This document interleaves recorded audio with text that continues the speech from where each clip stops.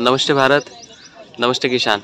मैं गणेश किसान फिर से किसान कार्यशाला प्लेटफॉर्म पर आज हूँ सातारा में वाई करके जो तहसील है उसमें कुछ किसान मित्र जुड़े हुए हैं।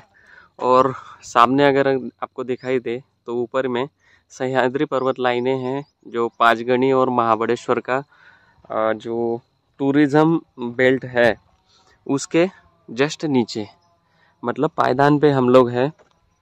यहाँ पे गन्ना, गेहूँ, केला, हर तरह की फसलें यहाँ पे ली जाती है। आगे मैं दिखाऊं तो बाजरा, मतलब के एक ही जगह पे कई सारी फसलें ली जाती हैं क्योंकि यहाँ पे छोटे छोटे पॉकेट हैं।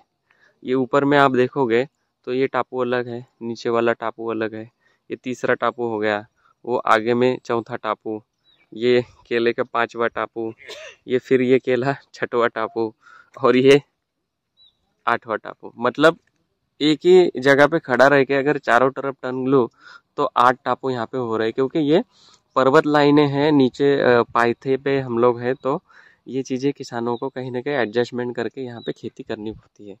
दूसरा, केला खेती में किसान मित्र जुड़े हुए हैं साथ में। बीच में थोड़ा सा कांटेक्ट नहीं होने की वजह से आज के 2 महीने पहले प्लॉट की स्थिति मतलब दयनीय थी और आज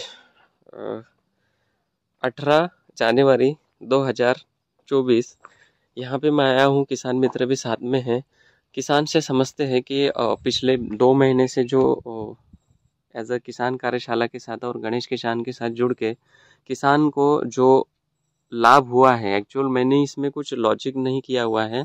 इनकी जो थीम थी, पहले से जो किसान हमारे साथ जुड़े हुए हैं उन्होंने लाइन से लाइन 7 फीट और पौधे से पौधे की दूरी 5 फीट डबल लेटरल का प्रोग्राम यहाँ पे सेट करके रखा हुआ है।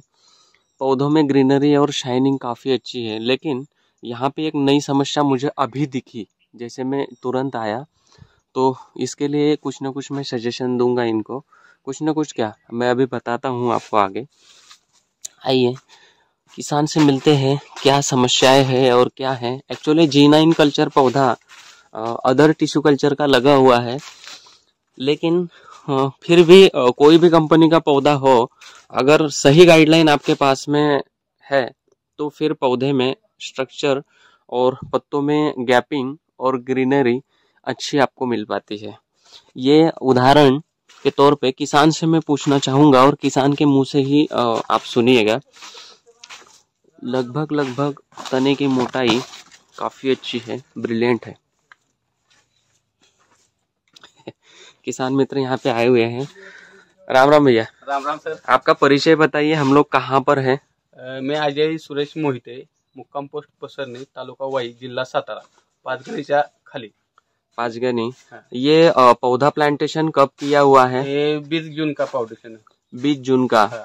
लगभग अभी 7 महीना पूरा हुआ। 2 महीने पहले प्लॉट की काफी दयनीय अवस्था थी, बराबर? बराबर। 2 महीने से जब आपने थोड़ा सा गणेश किसान के साथ में जैसे एज मेरे साथ में कुछ बातें की, तो उसके बाद में जो मैंने जो शेड्यूल आपको दिया फर्टिगेशन, तो शेड्यूल देने के बाद कुछ आपको समझ में आया? पौधों में कुछ अलग से मतलब पिकअप लिया पौधों ने खास। ओके। और पिकअप लिया। दूसरा कि जो गैपिंग था, हाँ गैपिंग बढ़ हुआ था। हाँ, मतलब पौधे से पौधा मतलब ये गैप कम था। उसके बाद में पौधा खुला। कुछ चीजें आपने मंगाई जो यहाँ पर नहीं मिली, कुछ चीजें यहाँ से ली। तो जो भी चीजें आपने ली उसका बेनिफिट मिला। अभी जो ग्रीनरी है आज के डेट में, पिछले 4 दिन से ठंडी का प्रकोप बहुत ज्यादा है, लेकिन अभी जो समस्या किसानों को आएगी वो आपको नहीं आएगी क्योंकि इन्होंने बीच में अमीनो एसिड्स जो प्रोटीन पाउडर मंगाया था वो ड्रिप से दिया हुआ है। तीसरी बात कि फ्लावर आना स्टार्ट हो गया है। हाँ, हो गया है। कहीं ना कहीं मुझे आपने 2 फोटो भेजे हुए थे नीचे वाले भाग में, वहां पे। अभी तने की लगभग मोटाई में अगर देखो तो आरके सर, तने की मोटाई काफी अच्छी हुई है। यहाँ पे गिनते हैं, एक्चुअल आवा इनके साथ में है तो इन्होंने लाइन से लाइन 7 फीट, पौधे से पौधे की दूरी 5 फीट डबल लेटर लेकर के रखा हुआ है क्योंकि आबा को पता है कि अभी चटका लगा हुआ है। तो किसानों ने यही करना चाहिए। दूसरा, आवा अपने यहाँ पे जो पिछले 2 साल पहले जो समस्या आई थी, आप आइए यहाँ पे। हाँ, ये देखिए, मावा, ये मावा नीचे से जो है ये वाला, हाँ, सफेद वाला, हाँ, ये एक्चुअल इसमें किया क्या, आपने डेंटाशू उस समय स्प्रे किया था। अभी जसली में बारामती से आ रहा हूँ, पंडर से, वहां पे भी ये प्रॉब्लम था। उसमें करना क्या है, 15 लीटर में क्लोरोसाइपरमेथ्रिन लेना है। कितना? 25 ml, और उसमें कार्बनडिजम मेनकोजेब 20 ग्राम, और 5 ml सिलिकॉन बेस्टिकर, और 50 ग्राम उसमें बोल्ड शुगर, खडी साखर घ्यायची, हलवून घ्यायचं आणि मास्क बांधायचा आणि याच्यावरती पूर्ण डेन्स मध्ये स्प्रे करायचा। जर जमलं तर त्याच्यामध्ये अल्कोहोल पण टाकून द्यायचं 50 ml। आता अल्कोहोल कोणतं असतं? देशी दारू टाकायची आणि पूर्ण फॉलीवर, म्हणजे त्याच्याने 2 फायदे होतील। 2 फायदे आपको होंगे, ये भी खत्म हो जाएगा। दूसरा, नीचे से थोड़ा सा जो ये जंग के धब्बे आपको समझ में आ रहे हैं, तो इसके ऊपर भी कहीं ना कहीं प्रोटेक्शन हो जाएगा। दूसरा, पत्ते के ऊपर भी करना है और ये थर्ड के ऊपर भी करना है, ताकि आपका पौधा जो आगे चलकर करपा सिगाटोका की चपेट में लपेट में आने वाला है, उससे वो प्रतिबंध हो जाएगा।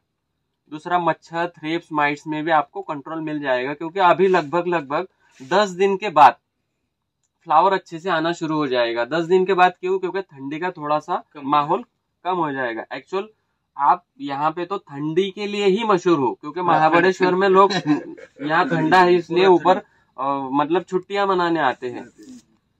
तो इसके लिए एक प्रिवेंटिवली स्प्रे लेना है। दूसरा कि अभी जो ठंडी आई हुई है, इसमें पौधा ट्रेस में नहीं जाए, उसके लिए क्या करें?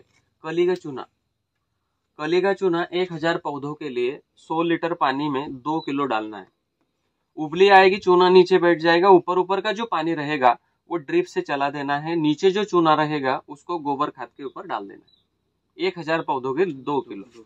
पहले पानी चलाना है 2 घंटे, लास्ट हावर्स में चूना चलाकर पानी को, लाइट को, ये मोटर को 10 मिनट में बंद कर देना है।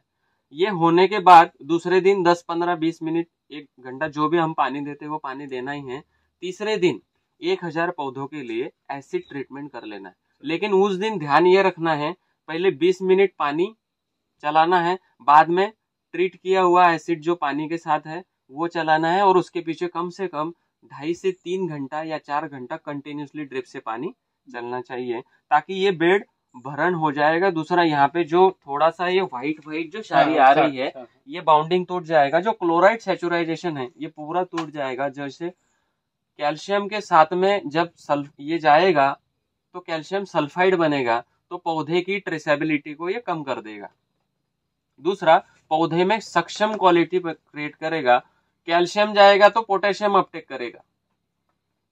क्या? कैल्शियम सल्फाइड जाएगा तो पोटेशियम को अपटेक करेगा। तुरंत उसके 4 दिन बाद 1000 पौधों के लिए 200 ग्राम चिलेटेड जिंक और 400 ग्राम बोरान, ये ड्रिप एप्लीकेशन करना, क्योंकि फल निकलते समय उसको कोई भी ऐसी समस्या नहीं क्रिएट हो जो कि उसको नीचे से बर्ड बाहर फेंकने के लिए आए। जैसे जिंक गया तो फास्फोरस को अपटेक करवाएगा, बोरान गया तो फिर से पोटेशियम को अपटेक करने में मदद करेगा, क्योंकि आपका कैल्शियम, पोटेशियम और बोरान, ये तीनों का कॉम्बिनेशन अच्छे तरीके से मिलता है। ठीक है।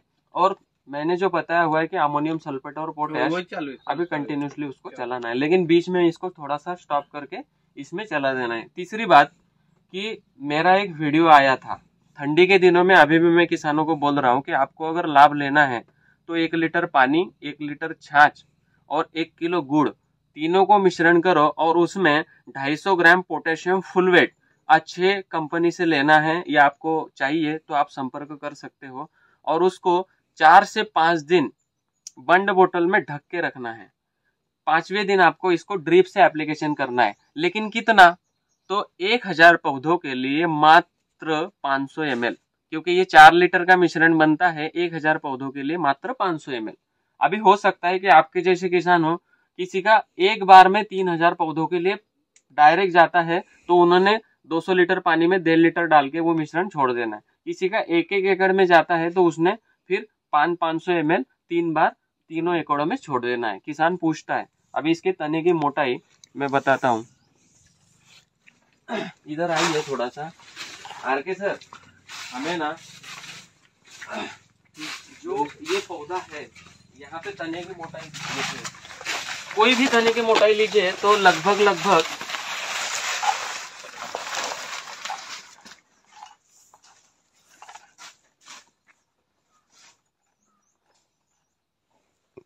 37 इंच।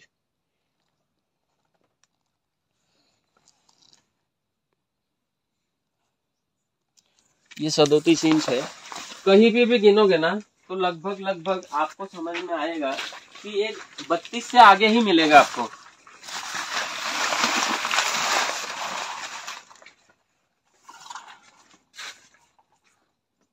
दूसरा, पौधे के अगर मैच्योरिटी की तरफ ध्यान दोगे, ये 26 इंच है ना, क्योंकि इनके यहाँ पे आप 2 महीने पहले अगर प्लॉट की अवस्था देखते तो दयनीय थी। 2 महीने में इनको बहुत रिकवर किया हुआ है, बहुत मतलब, और इनकी ये मेहनत का ये स्टम्प बना हुआ है। अभी थोड़ा सी ठंडी हटेगी ना तो और स्टम्प की मोटाई बढ़ेगी।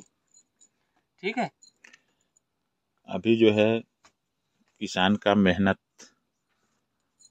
और किसान कार्यशाला टीम की का सहयोग, ये दोनों मिलके बहुत अच्छा रंग लाने वाला है। एक्चुअल क्या है, किसान अगर प्रैक्टिकली चीजें अगर करते हैं तो कुछ, मैंने जितनी भी आपको ट्रीटमेंट दी, क्या उसमें बहुत ज्यादा पैसे खपत नहीं, मतलब जो 5 महीने तक आप कर रहे थे, वो 5 महीने में ज्यादा खर्च होगा, उसके बाद खर्चा कम होगा।